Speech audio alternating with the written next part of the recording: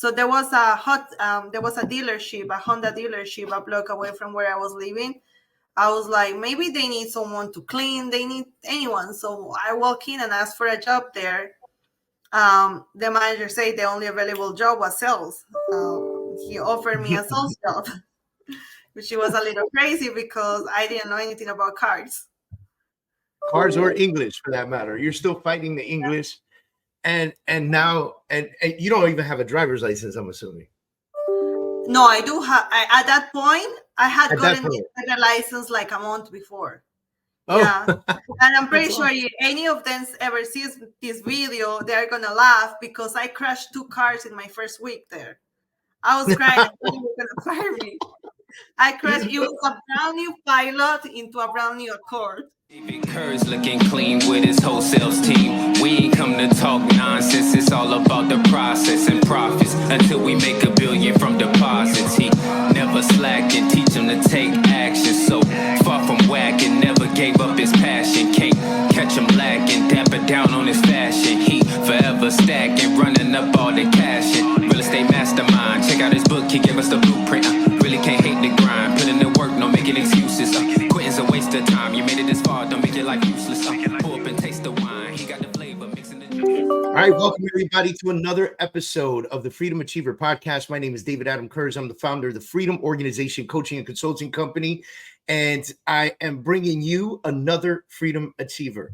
Now, this one is a little bit special because oftentimes we bring Freedom Achievers to the table that have accomplished big things in their lives and in their businesses to share with you what that means. But now I want to have a great conversation about someone who immigrated from another country, who is doing big things in our country, is doing great stuff in America, and it's game-changing for her. And I'm excited to have this conversation with Ashley Ramos. Ashley, thank you for doing the show with me, first of all. Thank you for inviting me. Awesome. So I remember when I first approached you to be on the show, you were like, man, I don't know. My English is not that great. And I was like, don't worry about it. Does that scare you sometimes, like to do things like this simply because you have an accent, because your English is fine? Thank you. It does a little bit. It definitely sometimes, as I was talking to you before, I came from the car business. Well, I have a whole thing, but I remember when I was selling cars, one time this person came to me and she was like, "Oh, I can't understand you. Can you get me a professional that speaks well English?"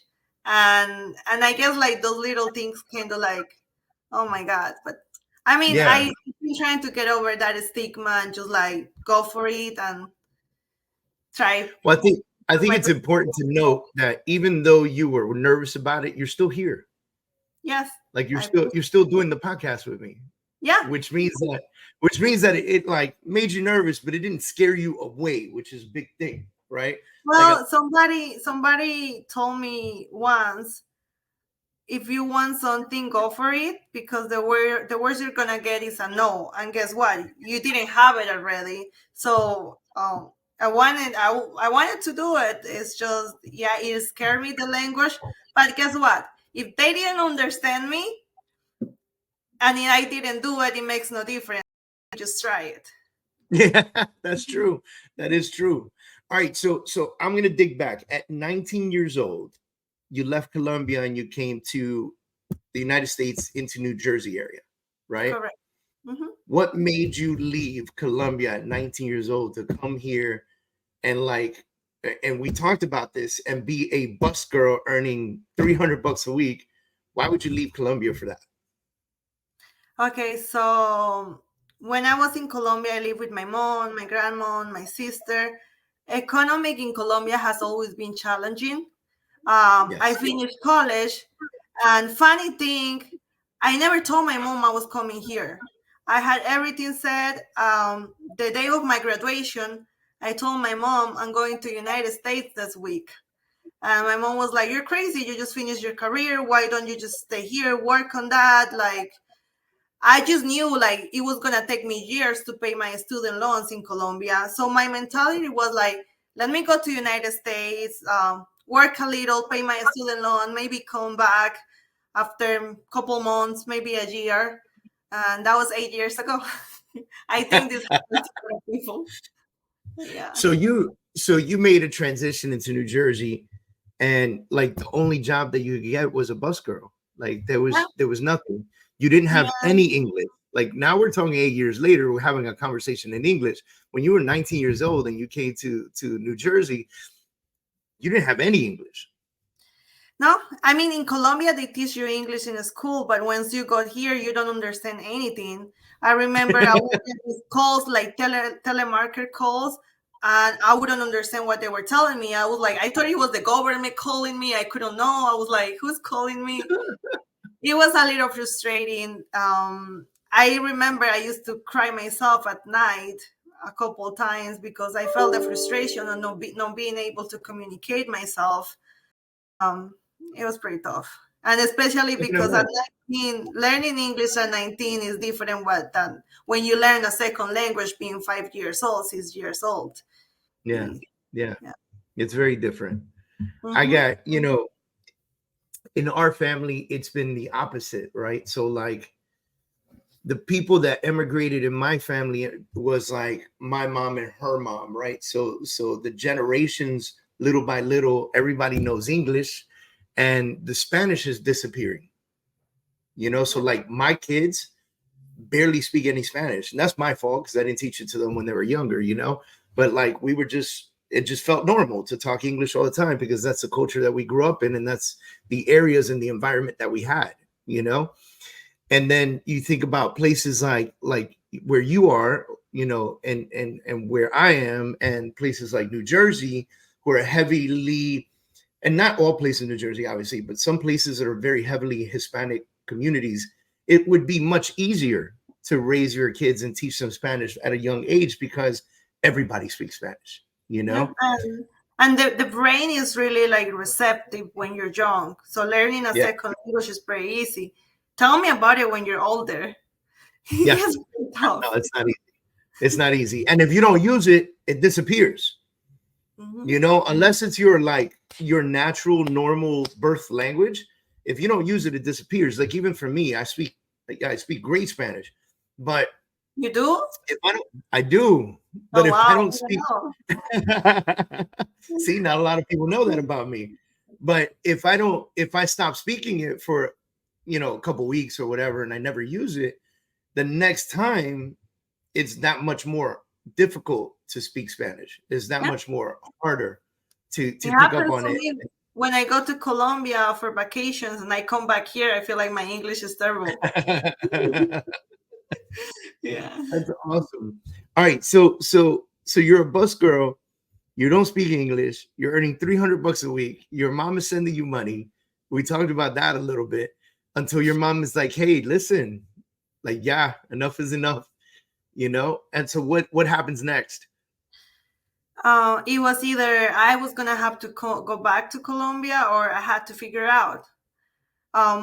Because I was a bus girl cleaning tables at a restaurant, I saw how much money the waitress were making. So I was like, I can't do that. I'll just do it. And the manager was like, you can't do it because you can't speak English, so you cannot take any orders. I was like, I'm not going to give up like that. I knew even the city was better money than New Jersey. So I went into Manhattan. I applied to like 20 plus restaurants, like, with a smile on my face. Until out of those 20, one Irishman was like, you want to try to be a server? Go for it. And I was taking the orders, like writing down. I will tell the buyer, like, because I thought it was an Irish place. So the English, it was even harder to understand. A lot of clients. Right, because everybody had a heavy Irish accent. So I was like, holy moly. So they will write down the order, and I will go to the computer and guess what they put there. And when they had bad handwriting, it was a challenge. But I'm making $300 per month. I start making like $5,000 a month, $6,000, which it was a big change. Huge. That's a huge change. Yeah. So now you take this opportunity, but you start learning English because now you're in an English environment. You're starting to pick up on it, and then you had told me. So why did you end up leaving this city job that was giving you $5,000 a month? Well, I got the job during summer. Summer was great. The winter came and I was living in Madison, New Jersey. The commute to the city was really long, and then I would have to walk like 30 minutes from where I was living to the train, then walk again to the from the Penn station to the restaurant. And during the cold weather and Colombia, I hate the cold. So I was like, let me just get another job until winter is over. And when winter is over, I'll go back to be a server. So there was a dealership, a Honda dealership a block away from where I was living. I was like, maybe they need someone to clean. They need anyone. So I walk in and ask for a job there. The manager said the only available job was sales. He offered me a sales job, which was a little crazy because I didn't know anything about cars. Cars or English for that matter. You're still fighting the English, and now and you don't even have a driver's license, I'm assuming. No, I do have. At that point, I had At gotten that point. the license like a month before. Oh, Yeah, and I'm pretty That's sure awesome. if any of them ever sees this video, they're gonna laugh because I crashed 2 cars in my first week there. I was crying. I thought they were gonna fire me. I crashed. It was a brand new Pilot into a brand new Accord. Oh my It was God, pretty dude. bad. But you know what? It worked out at the end. Yeah. So now you get a sales position. Tell me how this goes. You don't know anything about cars. Your English is still a struggle, and now you have customers coming to you that speak English. How are you even trying to sell cars? So I will always put the smile. The smile has been a plus. And I will demonstrate the car. If they ask me things that I didn't understand, like I was telling you earlier, a client asked me if the car had heated a steering wheel. At that point, I didn't know what a steering wheel was. I will go get my manager and be like, the buyer is asking something that it sounds like this and that, but I couldn't understand. Then the first month, pretty much, it will be the manager coming to the desk, closing the deal for me every time. And that way I sold 8 cars. Then the second month, I kind of got the hang of it. I already knew what a steering wheel was. I knew what a windshield was, but I didn't know that first. Then the second month, I sold like 12 cars. And from there, I decided to go to a dealership where, I was like, let me go to a place. Because Madison Honda is really like, everybody speaks only English. Right. From there, I went to Hudson Honda in West New York, which is like everybody's Spanish. It's totally the opposite. From selling 12 cars at Madison Honda, I started selling 2022 at Hudson Honda, and I was there for 5 years. I was selling cars for. So you were selling like 2022 cars. You ended up staying there 5 years because you were making good money. Yes, it was good. It was good money. So now let's get into the juicy part. 23 years old, you buy your first house. Yeah, I got here at 19. I was a waitress, probably like 20, almost like by the end. I don't remember. I was 21. No. When I started selling cars, I wasn't 21 yet. I was late 20s. And then I started selling cars at late 20s. And I bought my first house at 23. Okay. And then from there, when I bought my first house, I asked my mortgage lender at that point how much money he made per year. And once he told me, I was like, what do you need? He told me it was only like a 22 hours class. And I was like, let's try it. It took me a year to encourage myself to try it because one, I was afraid of my English too. They told me the test was pretty difficult to pass. I always thought like you needed to have like a 4 or 5 years education to be a mortgage lender. I didn't know better. Once he told me that it was only a couple hours class, I got really excited. I studied and I passed the test, and I became a loan officer after that. So it actually took you a year to take the test, you're saying, because like from the time that you met this lender to the time that you took the test, it took you a year because you were still like, I don't know. They say that like, they say it's hard. Not just because of that, it's also because it's 100% commission job. So I already knew how being a commission job was because I was selling cars. So I was never afraid to be on commission when I was selling cars because I already knew what I was doing after a couple months. I got the hang of it. I've been a people person. So I was never afraid of what is coming next month. So to take the step to quit something that I already knew how to do it and took me a little while to learn it, just keep that up and start a whole new entire career without a salary. That's another thing that got me afraid. So I was like, let me save money for a little bit and then I'll try it. So funny thing, I quit selling cars. It took me 6 months since the day I started my education to the time I took my test. I passed the test because I failed it the first 2 times. And then until I finally passed the test, took me about 6 months. I was used to spending money because car business was good money.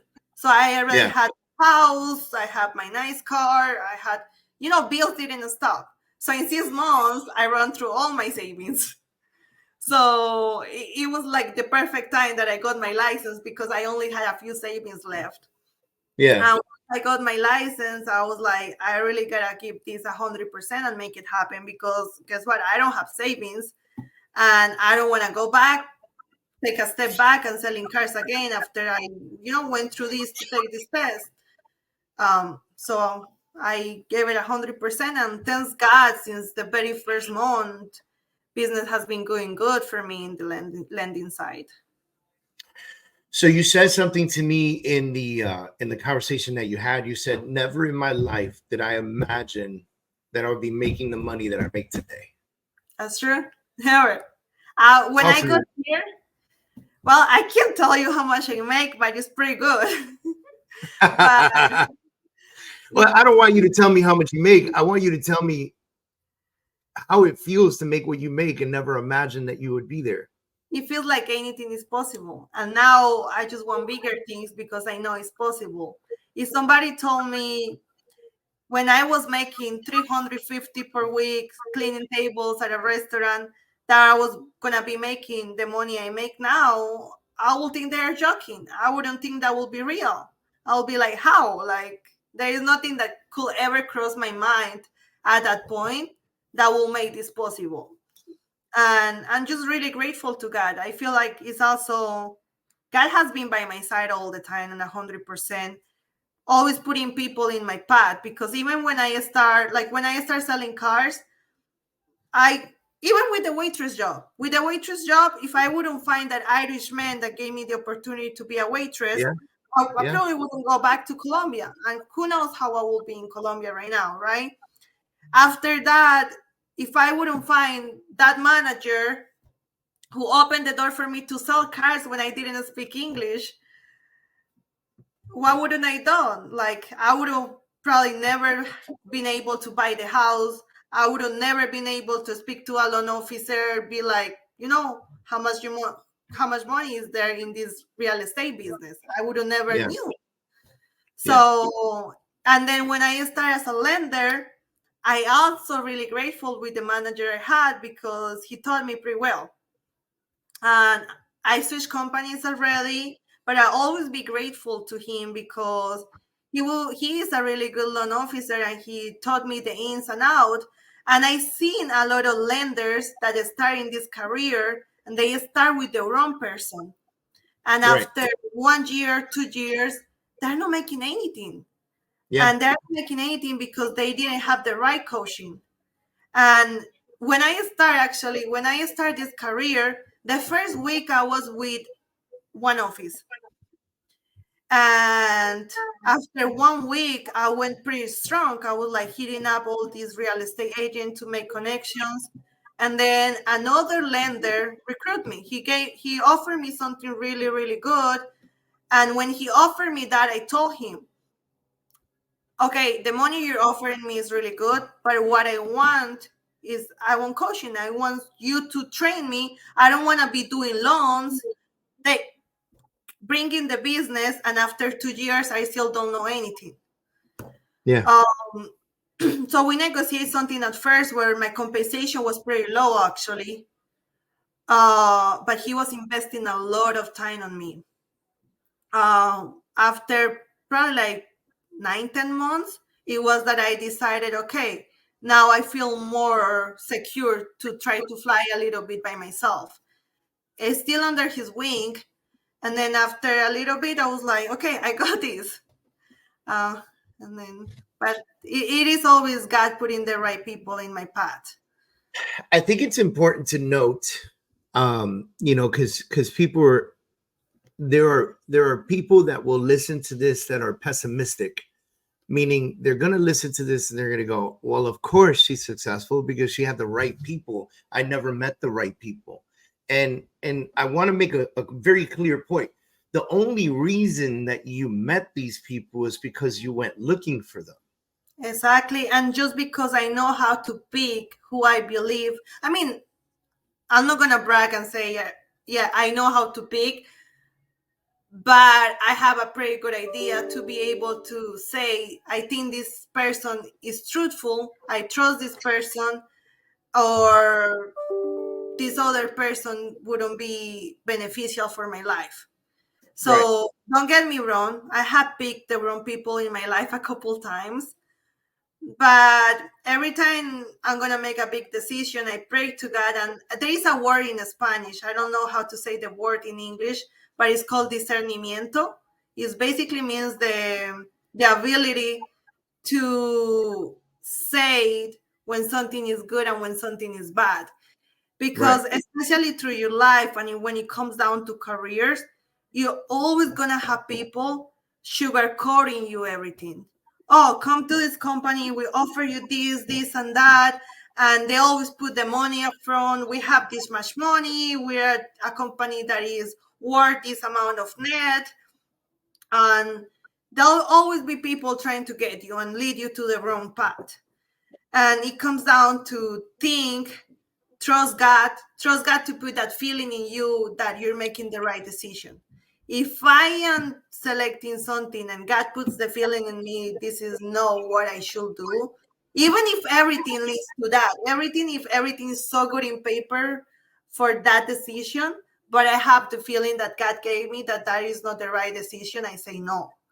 So it comes to that, being able to. It comes through faith as well. Yes, it comes through faith, and it comes to really making good decision on who you're going to trust. Because I could tell you, yes, God put the right people in my path, but whenever there was a decision to be made, there was a lot of 10 options of people, and then I had to think and ask God who was the person that He was sending me. I don't know if you believe in God and evil. When God sends you something, evil is going to send you another 10 good things, and then you have to pick. And you have to decipher. Yeah, it's hard to know if you're right, but I think you're right, and I think that faith does have a lot to do with it, and I think that God definitely is going to put the right people in your path. And like you said, you're going to have the right people and other people, and you're going to have to make a conscious decision and believe in yourself to make the decision. But getting back down to the very granular piece of this, there would be no one in front of you if you didn't go look for it.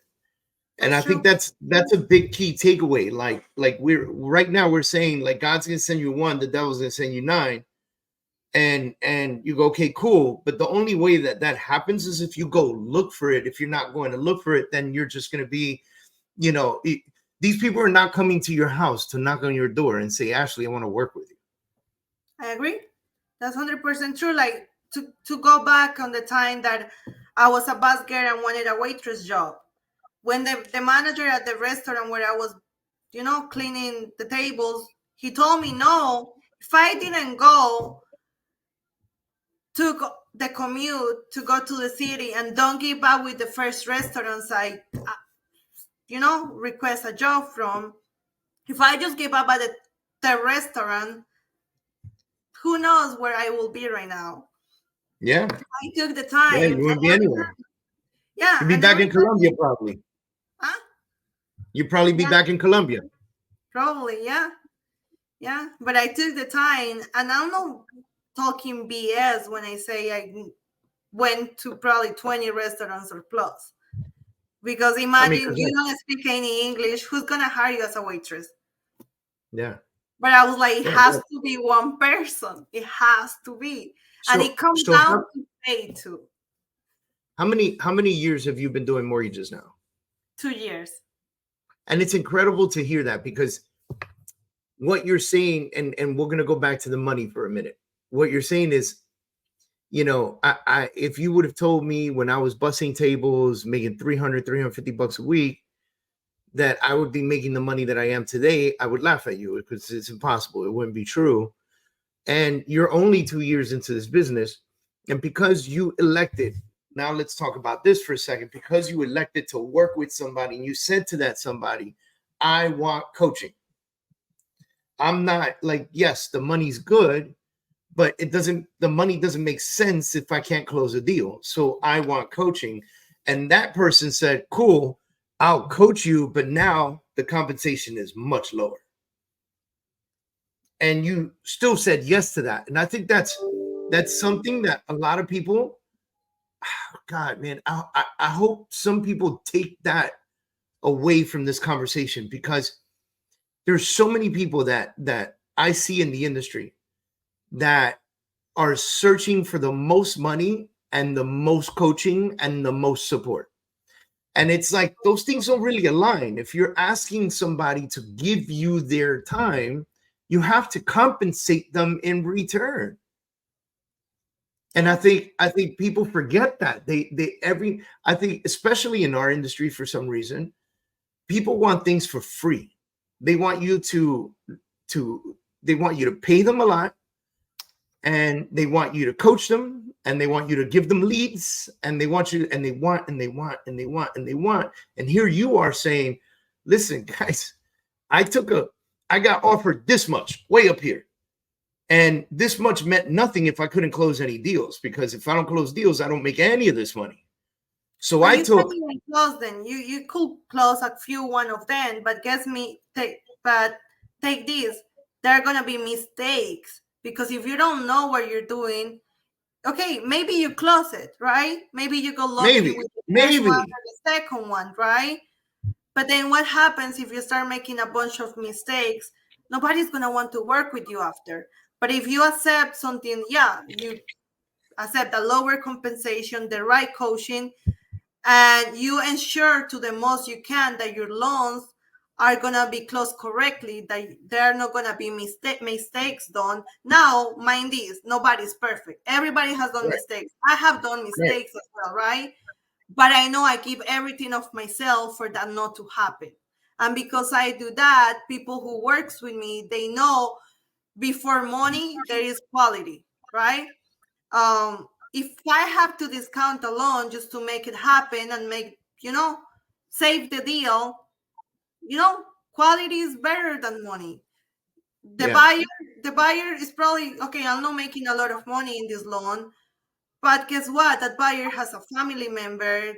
The realtor is going to be grateful. It's better to have a little bit, right? And then a little bit constantly, that just have a lot now and not to have anything after. Yep.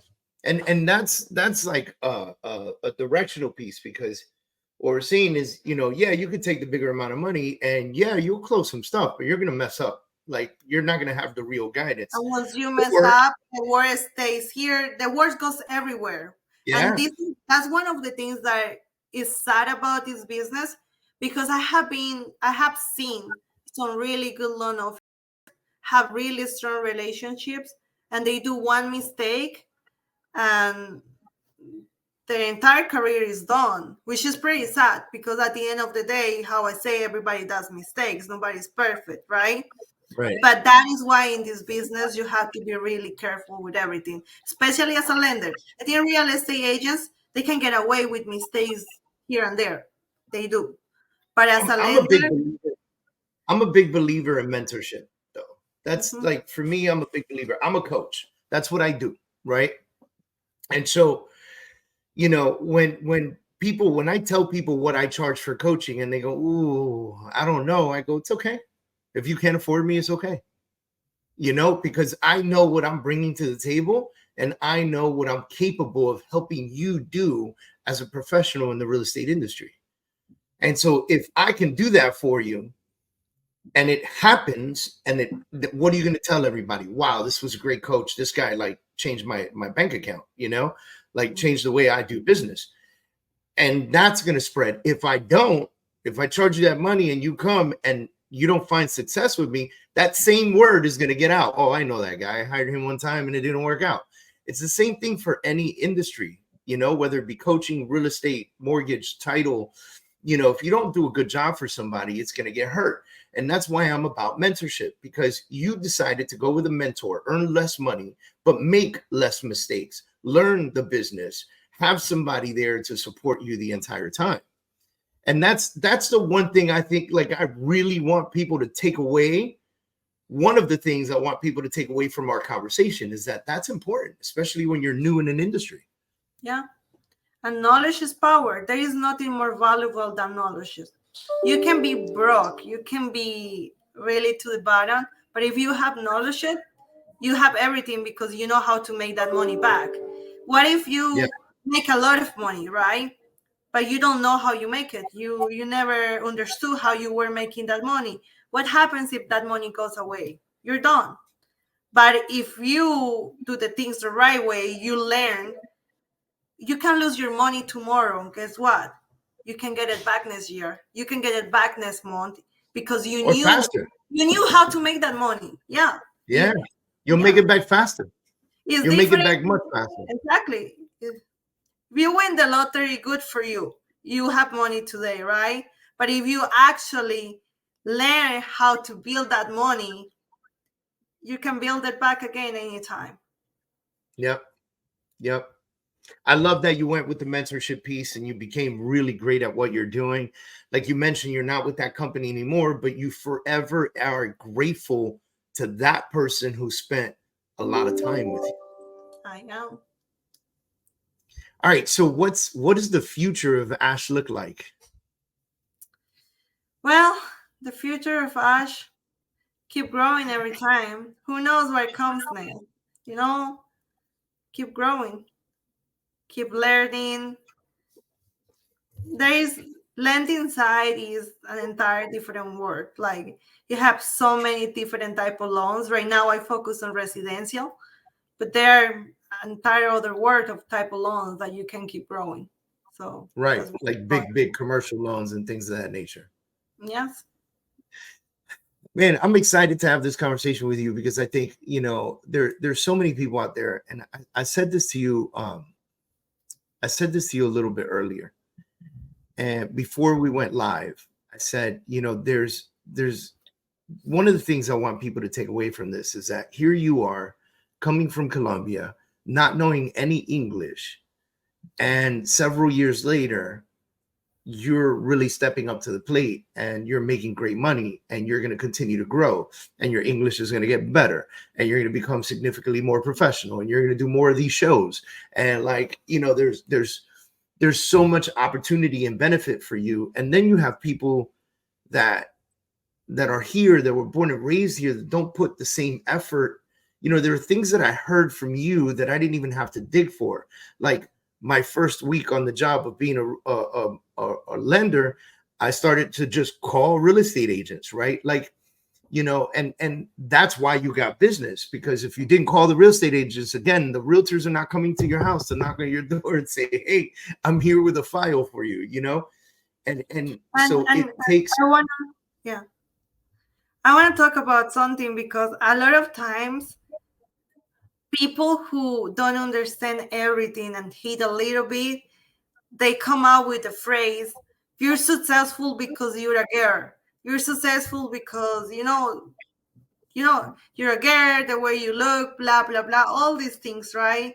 That's not true. When it comes to lending, realtors want quality. They want someone who knows how to close the loan. Doesn't matter how cute you are. It doesn't matter how good looking you look or anything. If you don't know how to close a loan, they're not going to give you business. If you don't follow up with their clients, they might send you one. You never follow up with a client, they're not going to send you a second one. Right. And you'll be done. You'll be done pretty quick. You might get one step there. Okay, maybe being a girl can help to get that one step in. But if you don't know how to finish the track, you're not gonna get paid. You don't have anything. First of all, people that say that are small-minded and more than likely unsuccessful. And so it's almost like they're making an excuse for themselves, right? Yeah. The other part is, if you feel that way, then do better. Like, go work out, fix your hair, like, grow a beard like me, you never know. Like, it's just like whatever it is that is your ailment that you think that someone else is doing better because they're prettier or handsome or better looking, like, then go do better, right? Like, take care of yourself, step up to the plate better. And that's one thing. Number two, you're right. You're 100% right.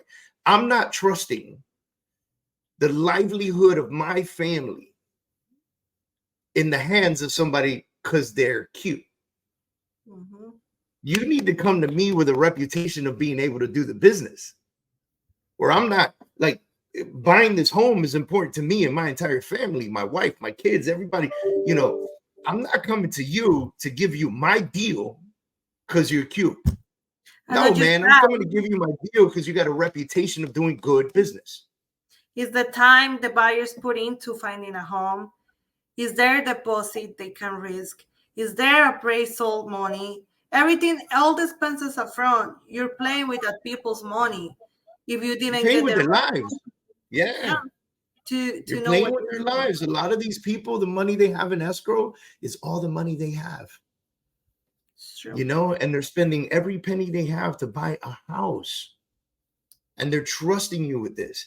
And look, for all the people that are listening right now and they go, okay, but for real, come on. We know that, like, if you're cute, like, somebody's going to send you a file just because of that. You're right. That can happen, But again, like you said, if you screw that file up, you'll never get another one. And not just that, you just close your door to a lot of other people, because people talk, people share thoughts all the time. So, okay. Especially in this industry. Yeah. I always say this industry is like a kitchen. When people is cooking together in a kitchen, everybody's talking about this, the other one. This industry is like that. Yeah. It's funny. It's funny that we got into that, because I'm a big believer, and I, look, I get it all the time.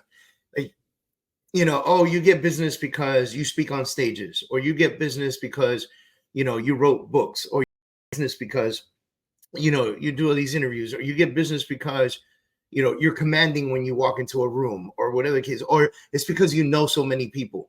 Well, no shit. Like, I spent the last 19 years of my life building this. Exactly. You know what I mean? Business because you spend time learning, so now you know how to deliver. Yep. And listen, if people spend the same amount of time learning how to deliver, then maybe they'd be at a better place too, And so, to the small-minded folks listening, like to the people that are so small-minded that they would say those things, like, I don't know, I'm going to say this it's my podcast, so I can say it. Fuck you guys, because people work hard to get where they are. Very few people get to where they get because of their looks, right? Maybe it gives them an advantage. Okay, cool. I'll accept that. But no one stays up top or keeps growing because of that. Yeah. All right. So kudos to you for building such a tremendous business. Look, I'm excited to have this conversation with you. I'm very happy that you accepted it, because I have so much family. A lot of my family is immigrants, and I see them work hard. I see them fight. I see them step up to the plate. I see them do the things that they need to do. My stepfather, it took him like 15 years to speak English. Okay. And he came from Ecuador, and, he worked his butt off. He just retired this last year, and now he lives, he just bought a house in Long Island. Like, he's doing the retirement thing. You work in Manhattan, you live in Queens, and then you move to Long Island and retire. And so he's doing his retirement thing, and it's exciting to speak to someone who's done it in such a short period of time. Believe it or not, you said 8 years, 7, 8 years, like well, 7. I think it's hard to calculate now. My mind blows. But I got here at 19 and 27 right now. So yeah, 8 years. So like I'm 8 gonna be years. 28, so kind of close to 9. Yeah. Yeah. So, but by the way, what I'm trying to say is that's a very short period of time. There are people in this industry that have been in the industry for a decade that are probably not seeing the success that you see. And it's very simple. My previous manager used to tell me that all the time. When I just started in this industry, that I started doing good, I will always question myself. Oh, maybe I'm not doing that good. And my manager will tell me you're doing better than most of the lenders out there who has been doing this for 5-10 years. And I was like, no way. And then I started looking up numbers, and I was like, yeah, you know what? It's true. I got a call last week, some recruiter, he goes I was looking at your numbers. They are, you're in the top 5% lenders for the country, whatever he said. And I was like, how is that? And I look at other people and I look at what they are doing. And I think what they're doing is that they just want business, but they don't take the time to learn how to do it. Or maybe they got someone who can do it for them. And it's good. It closes, as I said before. But once they are solo, everything becomes a mess. Yeah. Yeah. Well, congratulations on working your ass off to get to where you are today. Thank you. And much luck and much success to you. So I do want to ask you one question that's completely off the topic. I saw pictures of you taking a trip to Thailand. How was that? It was good. It was pretty Yeah. good. I literally saw a picture of you next to an elephant, and I was like, where was she? The food was a difficult time, though. I think the Thai food, a lot of people probably is gonna hate me for saying this, but Thai food tastes better in America than in Thailand. I mean, but they say that about Thailand. They say that about Chinese food too. Like Chinese food in America is not the Chinese food that you get in China, But it's better. It's better here. It's better here. Yeah, it's way better here. Way better here. So who did you go to Thailand with? I went with my cousin and 2 friends from her. So it was funny because I was going from United States. My cousin was going from Australia, and the 2 other friends were going from Spain. So we all met in Thailand at the same time. And you just all met there and hung out and had a great time. Yeah. That looked like such a cool trip that I told my wife, I was like, yo, we need to go to Thailand. Like, I want to hang out with elephants, what's the thing, something that I noticed in Thailand? I've been to a couple places, and you always have to look after your bag, your belongings. I don't know if it is because of the religion they practice there, but everybody's so honest. Like, I was walking and I dropped my wallet, and this lady that you could tell she had no money. I don't know, maybe I'm being judgmental because I'm judging her by the way she looked, but she did look like she didn't have money. She chased me down to give me my wallet. Wow. And then I was so surprised that even in America, you have to look after your belongings. In Colombia, when I got to Colombia, I had got robbed in Colombia. So Spain is the same thing. Italy is the same thing. Yeah, but Thailand, you can drop $100. This is the experience I had. They wouldn't take it. They wouldn't rob you. They wouldn't steal it because it's not theirs. I think maybe have something to do with the religion. I'm not sure, but it felt really nice just to feel that safe. Yeah. Was good. That's awesome, man. That is awesome. All right. I wanted to ask you about that because I saw it was pretty awesome. Guys, if you are listening to this show right now and you've enjoyed it to this moment, I need you guys to subscribe and enjoy this. And if you're going to take certain things away from this, first of all, go ahead and follow Ashley. She is at @your favorite lender on Instagram. and give her a follow, show her some love, send her a file. Like, she's ready to do your loan right now. But, but like, if you take away anything from this show, what I really want people to take away from the show is that America is a country where you can create and become the person that you desire to be.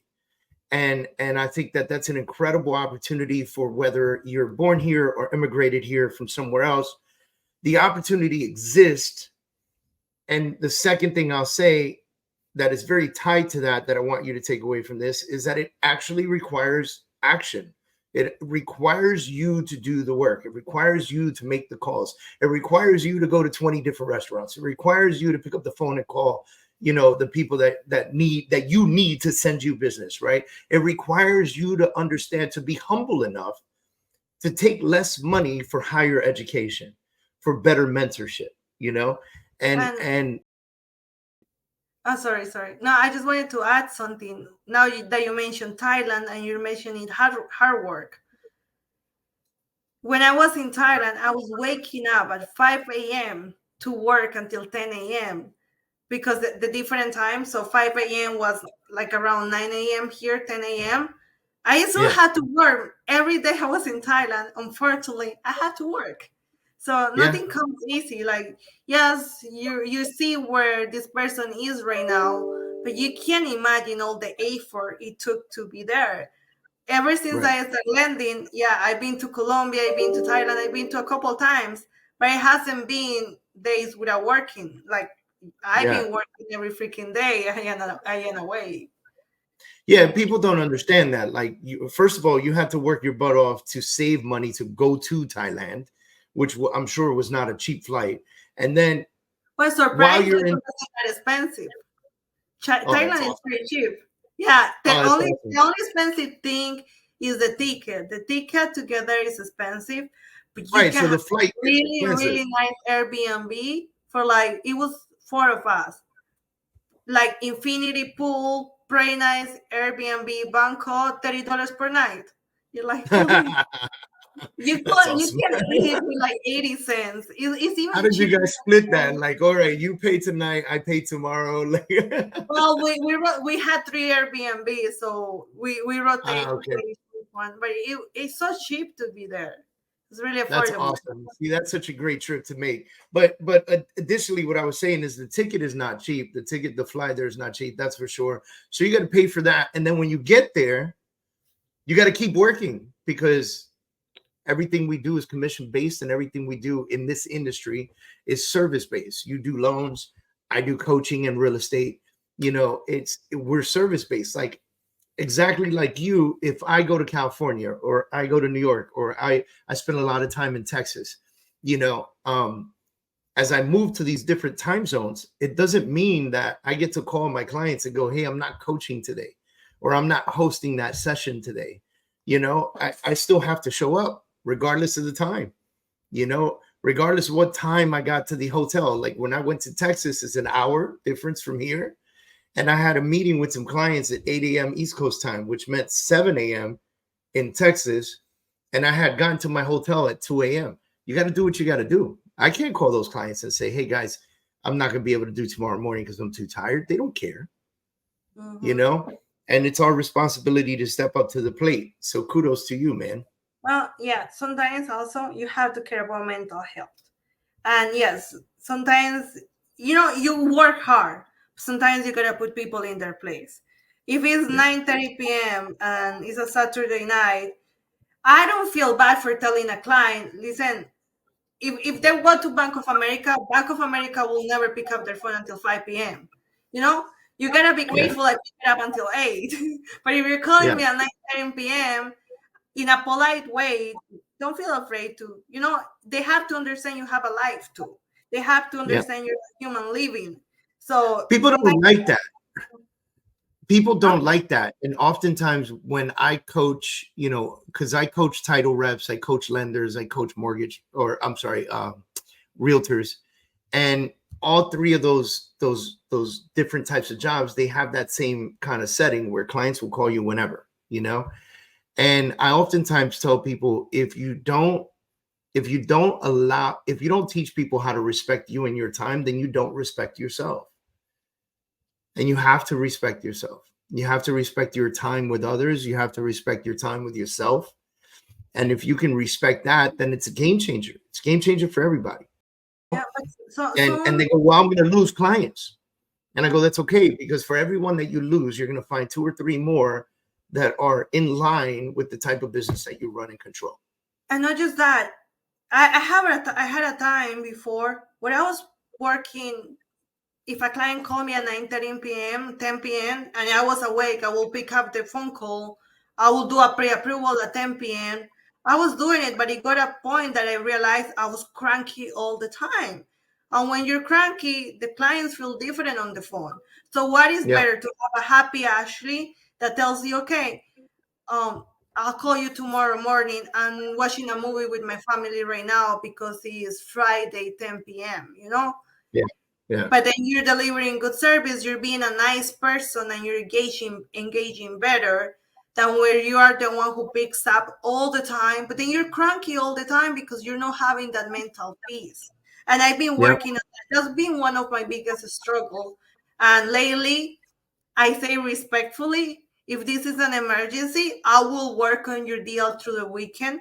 But if it's not an emergency, I'll get back to you on Monday. Yeah. There's nothing wrong with that, by the way. You know, for you, it's a little bit different than a realtor, because realtors work the most on the weekend, right? But for a lender, there's nothing wrong with saying the bank is closed on Saturday and Sunday, guys. Like, see you on Monday.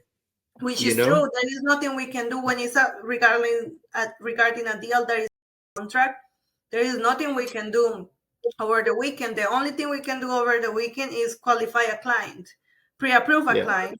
Yes, we don't need the bank to be open for that. But if a client is just jumping in the market and the house that he wants is highest and best next week, there is no need for you to drive me crazy because you need a pre-approval by Sunday when you have another 5 days for highest and best. Yeah. I agree with you. So again, ladies and gentlemen, if you're going to take anything away, respect your time and teach your clients to respect your time. Dude, Ashley, thank you again for doing this with me. I really appreciate you. I know that you were a little bit hesitant to do it, but I'm glad that you did do it. Thank you. All right, everybody. If you've made it to this part of the show, that means you actually enjoyed it. So look out for Ashley. Look out for me. Check me out at David Adam Kurz or everythingdavidkurz.com. Follow this podcast. This podcast gets posted on YouTube, in LinkedIn, on Twitter, on Instagram, on Facebook, on Apple, on Google Play. We are everywhere. So just look out for the Freedom Achiever podcast with David Adam Kurz. And make sure that you subscribe, like, comment, and share. Thank you, everybody, for tuning in. We appreciate you. Ashley, thank you again. Very much appreciate you. Thanks to you for inviting me and pushing me to get it done. Till the next time. Yes.